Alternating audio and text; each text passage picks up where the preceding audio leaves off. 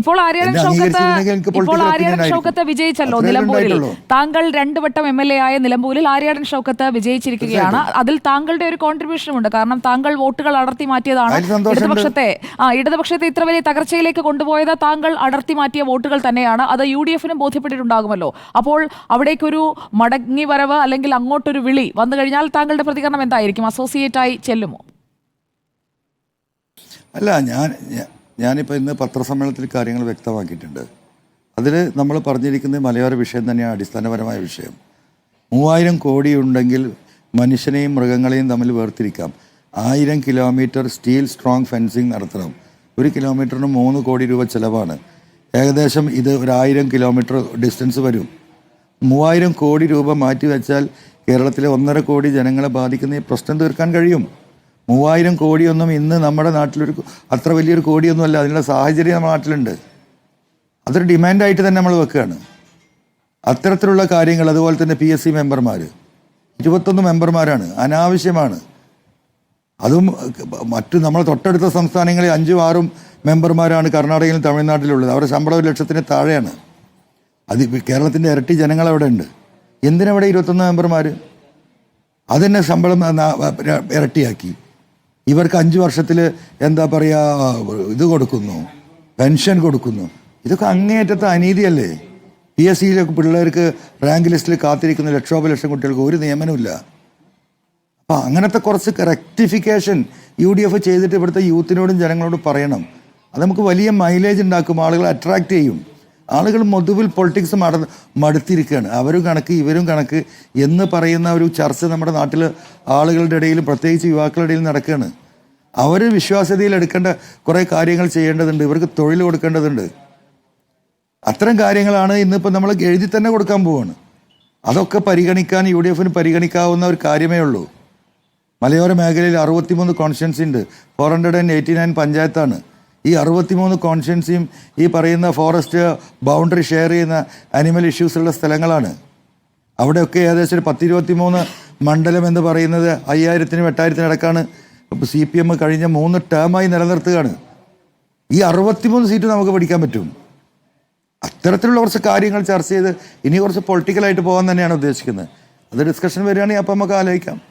Shri PV Anwar, താങ്കൾ ഇപ്പോൾ UDF-ലേക്ക് പോകാത്ത ഒരു സാഹചര്യം ഉണ്ടായാൽ എന്താണ് താങ്കളുടെ മുന്നിലുള്ള വഴി? കാരണം താങ്കളുടെ സിറ്റിംഗ് സീറ്റ് താങ്കൾ രാജിവെക്കുകയായിരുന്നു. ആ രാജിവെച്ച സീറ്റിൽ ഇപ്പോൾ UDF ആ സീറ്റ്, അതായത് UDF-ന് പരമ്പരാഗതമായി ഉണ്ടായിരുന്ന 34 വർഷം ആര്യാടൻ മുഹമ്മദ് കയ്യിൽ കൊണ്ടു നടന്ന ഒരു മണ്ഡലമാണ്. അപ്പോൾ UDF-ന്റെ ഒരു പരമ്പരാഗത മണ്ഡലമാണ്. അവിടെ താങ്കളാണ് ഒരു മാറ്റം ഉണ്ടാക്കിയത്. ആ മാറ്റത്തിന് ശേഷം തിരിച്ചു വീണ്ടും UDF-ലേക്ക് ആ മണ്ഡലം പോയിരിക്കുകയാണ്. ഇനി PV അൻവറിന്റെ മുന്നിലുള്ള രാഷ്ട്രീയ ഭാവി എന്താണ്? അല്ല, അതിന് ശേഷം ചർച്ച ചെയ്യേണ്ടതാണ് സുജയ. എൻ്റെ രാഷ്ട്രീയ ഭാവിയെക്കുറിച്ച് പലപ്പോഴും ഞാൻ പറഞ്ഞില്ല. എനിക്ക് എൻ്റെ രാഷ്ട്രീയ ഭാവിയെക്കുറിച്ച് എനിക്കൊരു ആശങ്കയില്ല. എനിക്ക് എൻ്റെ കൂടെ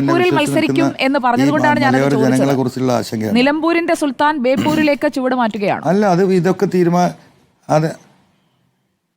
അതായത് ഇപ്പോൾ അക്കോർഡിംഗ് ടു മീ, ഞാൻ ഈ പറഞ്ഞ പോലെയൊക്കെ വളരെ വിശാല മനസ്കതയോടുകൂടി ദൃഷ്ടിയോട് കൂടിയിട്ട് UDF ലീഡർഷിപ്പ് ചില തീരുമാനങ്ങൾ, ചില അക്കമഡേഷൻസ് അവരുടെ പ്രകടന പത്രികയിൽ ഉൾപ്പെടുത്തി ജനങ്ങളെ ബോധ്യപ്പെടുത്തിയാൽ ഈ പറയുന്ന പിണറായിസം ഇവിടെ അവസാനിക്കുന്നുണ്ട്. പിണറായിസം അവസാനിക്കുമ്പോൾ തന്നെ മരുമോനിസം ഇവിടെ മൊട്ടിട്ട് വളർന്ന് പന്തലിച്ചുകൊണ്ടിരിക്കുകയാണ്. അത് അടുത്ത അപകടമാണ് കേരളത്തിലെ ജനങ്ങളെ സംബന്ധിച്ച്. അതുകൊണ്ടാണ് പറഞ്ഞത് ഈ കാര്യങ്ങളെല്ലാം സെറ്റാവുകയാണെങ്കിൽ ഞാൻ ബേപ്പൂരിലൊന്ന് മത്സരിക്കും എന്ന് പറയാൻ കാരണം എനിക്കതിലെ ത്രാണിയുണ്ട് മത്സരിക്കാൻ. അതുകൊണ്ട് തന്നെ പറഞ്ഞത്. ഓക്കെ, ശ്രീ PV അൻവർ, ഇപ്പോൾ ആര്യാടൻ ഷൗക്കത്തിന്റെ വിജയത്തോടെ 41-ൽ നിന്ന് 42-ലേക്ക് സീറ്റ് ഉയർത്താൻ UDF-ന് സാധിച്ചിരിക്കുകയാണ്. ഇടതുപക്ഷത്തിന് താങ്കൾ രാജിവെച്ചതോടുകൂടി പോയതാണ്. 99-ൽ നിന്ന് 98-ആയി കുറഞ്ഞു. പക്ഷേ കയ്യിലുള്ള ഉറച്ച സീറ്റുകൾ അതൊരു തുടർ ഭരണത്തിലേക്ക് കൊണ്ടുപോകുമെന്ന അമിത ആത്മവിശ്വാസം LDF-നുണ്ടെങ്കിൽ അത് ഇളക്കാൻ പാകത്തിൽ ഇപ്പോൾ നിലമ്പൂരിൽ താങ്കൾ കാട്ടിയതുപോലെയുള്ള അതൊരു ഉപതെരഞ്ഞെടുപ്പിലൂടെയാണ്. എന്നാൽ ഒരു പൊതു തെരഞ്ഞെടുപ്പിലേക്ക് വരുമ്പോൾ അതല്ല ചിത്രം. അതിന് എത്രത്തോളം UDF എക്യുപ്ഡ് ആണ്? അല്ല, അത് എക്യുപ്ഡ് ആവണം കുറച്ചും കൂടെ. അതാണ് ഞാൻ പറയുന്നത്. ഒരുപാട് എക്യുപ്മെൻറ്റ്സ് അല്ലെങ്കിൽ ആംസ് ഇവിടെ ഉണ്ട്. അത് എടുത്ത് കൃത്യമായി ഉപയോഗിക്കാനുള്ള രാഷ്ട്രീയ എന്താ പറയുക ദീർഘദൃഷ്ടി അതിന് ആവശ്യമാണ്. അതാണ് ഞാൻ പറഞ്ഞുകൊണ്ടിരിക്കുന്നത്. അത് എടുത്തു കഴിഞ്ഞാൽ നടക്കും. ഇപ്പൊ തന്നെ നിങ്ങൾ അതായത് ഈ ആലോചിച്ച് നോക്കൂ, തെരഞ്ഞെടുപ്പിൽ ഇതൊരു ഞാൻ അതുകൊണ്ടാണ് ആ ഉപതെരഞ്ഞെടുപ്പിലാണ് ചോദ്യത്തിലേക്ക് ഈ വന്നത്. 20% വോട്ട് പിടിക്കുന്നത്. ശ്രീ പി വി അൻവർ, ഈ തെരഞ്ഞെടുപ്പിൽ താങ്കൾ മുന്നോട്ട് വെച്ച വിഷയങ്ങളാണ് UDF ആവർത്തിച്ചത്. അത് വോട്ടുറപ്പിക്കുന്നതിലേക്ക്, ഭരണവിരുദ്ധ വികാരം ആ മണ്ഡലത്തിൽ എല്ലാ ജനങ്ങളിലേക്കും എത്തിക്കുന്നതിൽ, ഒരു ഉപതെരഞ്ഞെടുപ്പിൽ ലഭിക്കാവുന്നതിൽ ഏറ്റവും മികച്ച പോളിംഗിലേക്ക് എത്തിക്കുന്നതിലൊക്കെ നിർണായകമായത് താങ്കൾ ഉയർത്തിയ വിഷയങ്ങളാണ്. അല്ലാതെ പുതുതായി ഒരു വിഷയം പോലും അവിടേക്ക് വന്നിട്ടില്ല. അതിനിടയിൽ വന്ന ജമാഅത്തെ ഇസ്ലാമി വിവാദമാക്കാൻ ശ്രമിച്ചപ്പോൾ അത് തിരിച്ചടിക്കുകയാണ് ഉണ്ടായതെന്ന് വോട്ട് കാണുമ്പോൾ നമുക്ക് മനസ്സിലാക്കാനും സാധിക്കും. അപ്പോൾ താങ്കൾ ഉന്നയിക്കുന്ന വിഷയങ്ങൾ അത് ജനങ്ങളിൽ എത്തുന്ന വിഷയങ്ങളാണ് എന്ന ഒരു തിരിച്ചറിവ് ഇതിനകം തന്നെ കോൺഗ്രസിനും UDF നേതൃത്വത്തിനും ഉണ്ടായിട്ടുണ്ട് എന്നത് താങ്കൾക്ക് മനസ്സിലായോ? അല്ല, അത് മനസ്സിലാവണമെങ്കിൽ അതിൻ്റെ മുകളിലൊരു ഡിസ്കഷൻ വേണ്ടേ? അപ്പോഴല്ലേ അവരത് ചർച്ചയ്ക്ക് താങ്കൾ തയ്യാറാണ്? നമുക്ക് പറയാൻ കഴിയുള്ളൂ. 100%. എന്താ തർക്കം?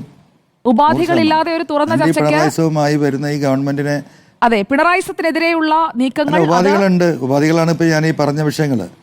ബേപ്പൂരാണ്. ഈ പറഞ്ഞ ഉപാധികളുണ്ട്. ബേപ്പൂരുണ്ടോ? അല്ല, അതൊക്കെ അത് എന്നെ സംബന്ധിച്ചൊരു വിഷയമേ അല്ല.